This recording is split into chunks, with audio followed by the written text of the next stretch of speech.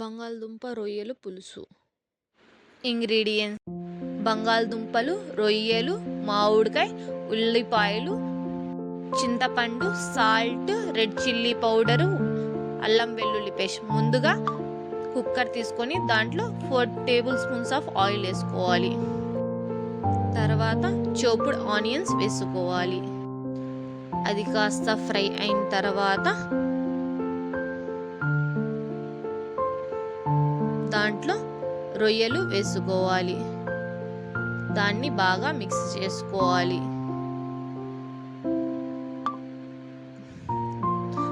పసుపు, సాల్ట్ కూడా వేసేసుకోవాలి.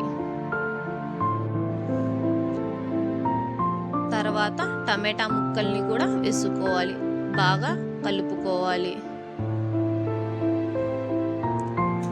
తర్వాత కారం పొడి,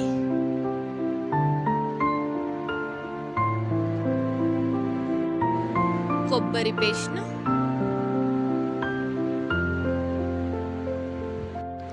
బాగా మిక్స్ చేసుకోవాలి.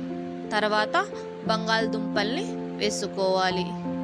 దాన్ని మిక్స్ చేసుకోవాలి. తర్వాత 2 to 3 కప్స్ ఆఫ్ వాటర్ వేసుకోవాలి. మీకు గ్రేవీ ఎంత కావాలంటే అంత. కుక్కర్ మూతని వేసి 2 విజిల్స్ రానియాలి. కుక్కర్ లిడ్ తీసి ఉల్లగడ్డలు ఉల్లికాయలు ఏదో చూసి మామిడికాయలు వేసుకోవాలి. మేమైతే మామిడికాయలు వేసుకుంటాం పులుసులో ప్రతి దాంట్లో. తర్వాత చింతపండు గుజ్జుని వేసుకోవాలి. 5 minutes లో ఫ్లేమ్లో బాయిల్ చేసుకోండి.